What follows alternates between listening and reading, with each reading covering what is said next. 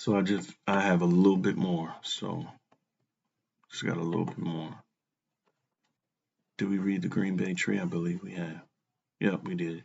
I'll read it again. Psalms 37, 36, 35. It says, I have seen the wicked in great power and spreading himself like a green bay tree.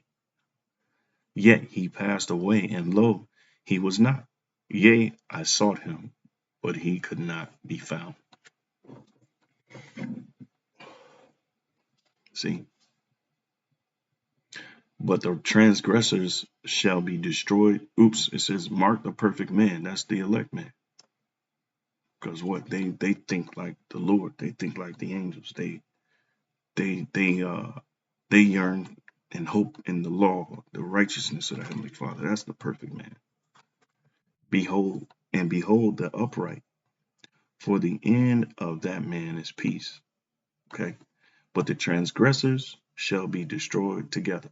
And that's the 2/3, that's the Edomites, that's the Moabites, that's the Ammonites, that's everybody that is in this melting pot with Esau. The end of the wicked shall be cut off. Okay. The end of the wicked shall be cut off. Let's go Mark 8. All right, which the name of this lesson is named after that. All right, after this one.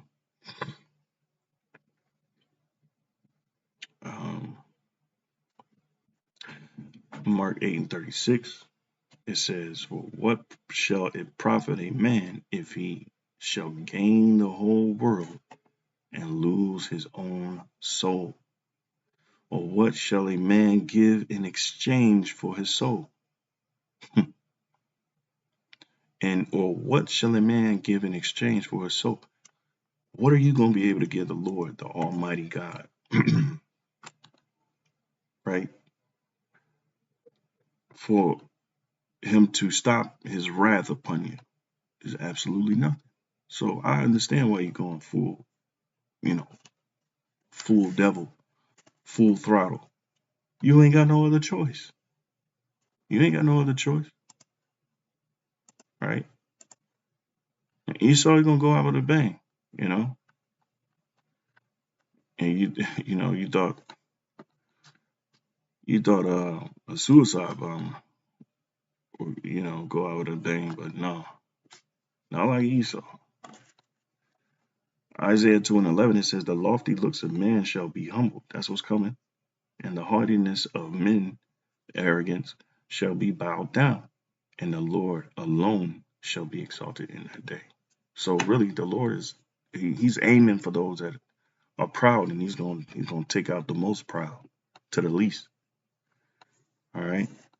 For the day of the Lord Yahweh of hosts, of armies, hosts meaning armies, right, shall be upon every one that is proud and lofty, right, and high looks, looking down on others, and upon every one that is lifted up, right. That's why the meek shall inherit the earth. That's why it's not good to be proud. All right, it's not good to be proud at all, because the Lord is about to make his move on those. Right, and he's the ultimate pride killer. And he shall be brought low. Okay. And upon all the cedars of Lebanon that are high and lifted up, and upon all the oaks of Bashan, and upon all the high mountains, and upon all the hills that are lifted up, upon every high tower, and upon every fence wall, and upon all the ships of Tarshish, and upon all pleasant pictures. And that's just dealing with the nations, all right, from the greatest to the least. All right. And the loftiness of men shall be bowed down, and the haughtiness of men shall be made low, and the Lord alone shall be exalted in that day. He did it to us. How much more are you going to do it to Esau? Okay, he did it to us. How much more is he going to do it to the wicked? Okay, let's see here. Sirach 10. And with this one, we can start at 8. But I ain't got too many. Yeah, I think this might be No, this ain't the last one. There's one more after this. Salakia. Don't know why my throat is like this. So Ecclesiasticus 10, and I'll start at you know what, I'm 10 and 1. A wise judge will instruct his people, and the government of a prudent man is well ordered. Right? We know Esau ain't prudent because he don't think for the future. He thinks for the now, and that's why he was named Edom, because he couldn't go without, he was at the point of fainting, you know, uh, and that's why he took that red pottage, okay, and he sold his birthright because he couldn't wait. So he wasn't looking to the future. He wasn't considering the latter end, which is that's a big flaw, a big, you know, chink in your armor. All right, but a wise judge will instruct his people, and we're not. Esau don't set it up to where he's instructing you. No, he just brainwashes you so that he can manipulate you and exploit you through his systems. Okay, so he doesn't instruct the people, because in a perfect world, you're taught all the laws at an age where you're ready to when you're ready to be a man, when you're ready to have responsibility at the age 11, 12, all right, is when a boy becomes a man. You're supposed to teach them, give them instructions on how things are supposed to be ran. But no, not Esau. You got to figure it out on your own. Failed. He transgresseth by his wine. You failed. You're failing. You're not worthy. Okay. And the government of a prudent man is well ordered. All right. So the minds, which government means mind control. I believe. All right. So it says, as the judge of the people is himself, so are his officers. Right. That explains why everybody is all messed up and all bugged out. And what manner of the ruler, in what manner of a man the ruler of the city is, such are all they that dwell therein. An unwise king destroyeth his people, but through the prudence, meaning the foreshadowing, the foresight, seeing beyond of them which are in authority, the city shall be inhabited. Right. And they're destroying the city, and they're doing it on purpose. They know for sure. Right. The power of the earth is in the hand of the Lord, and in due time he will set over it one that is profitable. Right. And that's Yahushua and the elect. Okay.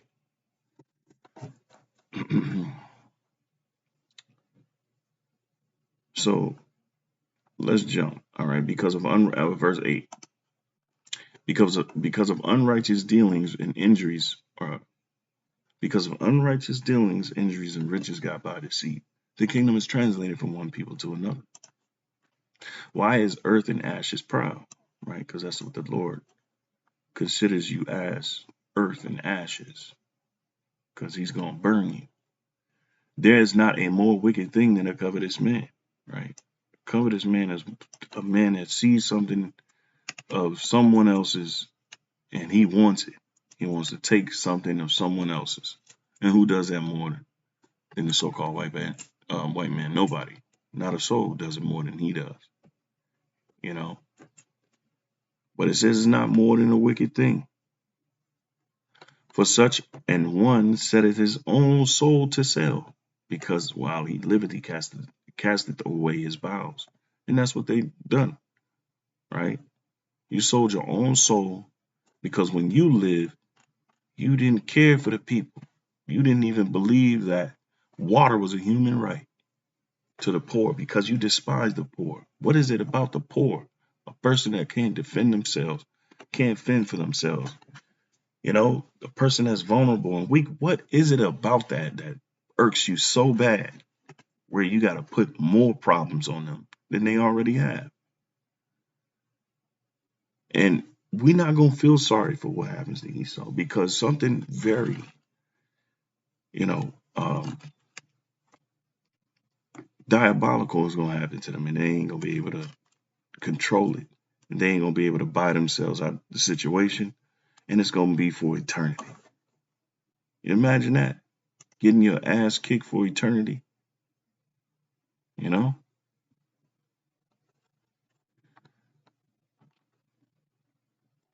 All right.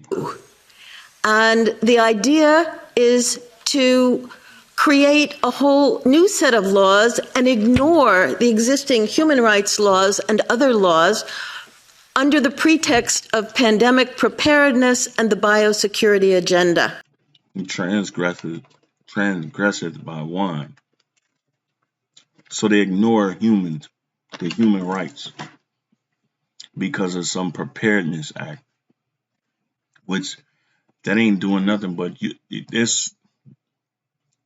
ain't doing nothing but bringing about their agenda. You know, they don't want nobody to have anything.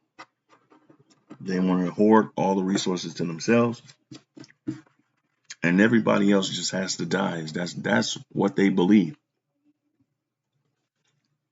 You know. The WHO is developing through all its nations, but with the WHO Directorate in the United States in charge, a pandemic treaty and amendments to the existing international health regulations that will remove the human rights protections currently embedded in the IHRs, will enforce surveillance, censorship, get rid of freedom of speech, require governments to censor and only push a single narrative. Right, and it's so close you can taste it. Okay? It's so close you can taste it. Moving on, it says, for such a one setteth his own soul to sale, because while he liveth he casteth away his bowels. Meaning when his bowels is his innermost thoughts, his innermost feelings. Right? It's called apathy. They made themselves numb to to people's struggles or their endeavors, and verse 10, the physician cutteth off a long disease, because that's all you are. You're a disease. You're a virus, like my man said in that TV show. And he that is today a king tomorrow shall die. Okay, that's what's going to happen.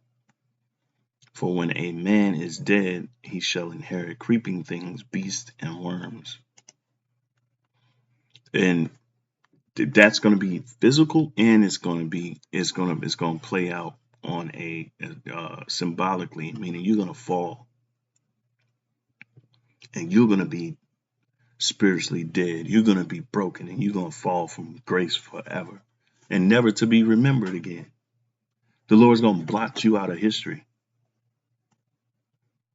The Lord, and nobody's going to remember you.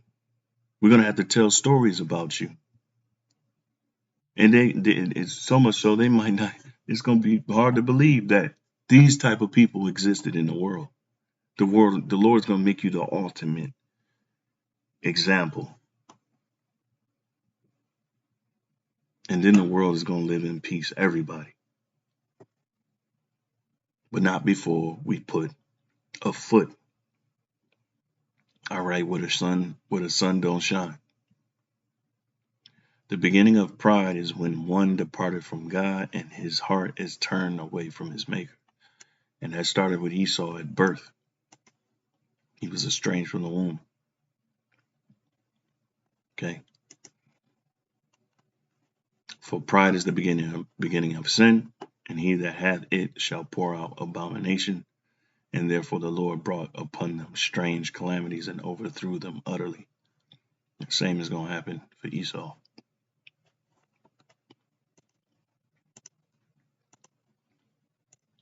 One more and then we'll close. Salakia. 49. Let's see what this says.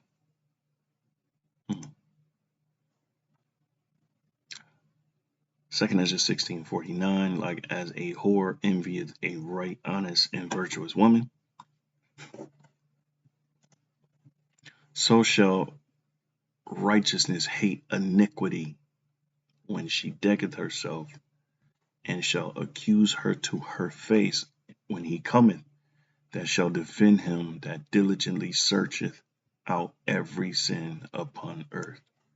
Whew. And you're going to be judged according to it, because you ain't got no sacrifice to ward it off.